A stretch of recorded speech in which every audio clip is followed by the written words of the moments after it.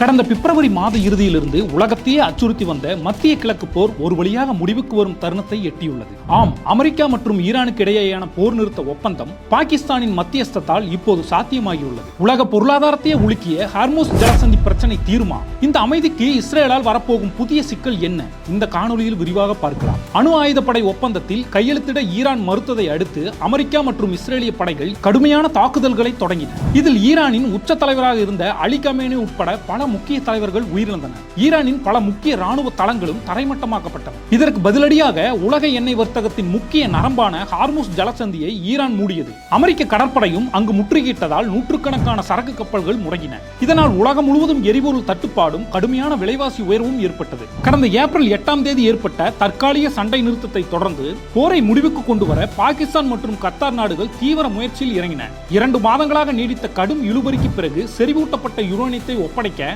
அல்லது அழிக்க அமெரிக்கா விதித்த கெடுவுக்கு மத்தியில் அணு ஆயுத தயாரிப்பை கைவிட ஈரான் சம்மதம் தெரிவித்துள்ளது. இதன் விளைவாக வரும் 19ஆம் தேதி சுவிட்சர்லாந்தின் ஜெனீவா நகரில் அமெரிக்கா ஈரான் இடையே இந்த வரலாற்று சிறப்புமிக்க அமைதி ஒப்பந்தம் கையெழுத்தாக உள்ளது. ஜெனீவாவில் கையெழுத்தாக உள்ள இந்த ஒப்பந்தத்தில் 14 முக்கிய கோரிக்கைகள் வலியுறுத்தப்பட்டுள்ளன. அவற்றில் கவனிக்க வேண்டிய மிக முக்கியமான அம்சங்கள்: ஒப்பந்தம் கையெழுத்தான 30 நாட்களுக்குள் சர்வதேச எண்ணெய் வர்த்தகத்திற்காக ஹார்மூஸ் ஜலசந்தி திறக்கப்படும். அமெரிக்க கடற்படையின் முற்றுகையும் உடனடியாக விலக்கிக் கொள்ளப்படும். NPT விதிகளின் கீழ் இனி அணு ஆயுதங்களை தயாரிக்க மாட்டோம் என ஈரான் மீண்டும் உறுதியளித்துள்ளது. ஈரான் மீதான எண்ணெய் விற்பனை தடைகள் நிறுத்தி வைக்கப்பட்டதோடு முடக்கப்பட்ட ஈரானிய சொத்துகளில் இருந்து $24 பில்லியன் உடனடியாக விடுவிக்கப்படும். ஈரானின் உள்நாட்டு விவகாரங்களில் அமெரிக்கா தலையிடாது. மேலும் சுற்றியுள்ள பகுதிகளில் இருந்து அமெரிக்க படைகள் திரும்ப பெறப்படும். லெபனான் உட்பட அனைத்து முனைகளிலும் ராணுவ நடவடிக்கைகள் உடனடியாகவும் நிரந்தரமாகவும் நிறுத்தப்படும். இந்த ஒப்பந்தத்தை இந்திய பிரதமர் நரேந்திர மோடியும் முழு மனதோடு வரவேற்றுள்ளார். உலகம் முழுவதும் ஏற்பட்ட பொருளாதார சீர்குலைவு மற்றும் உயிரிழப்புகளை முடிவுக்கு கொண்டு வரும் இந்த புரிந்துணர்வை வரவேற்கிறேன் என அவர் தெரிவித்துள்ளார்.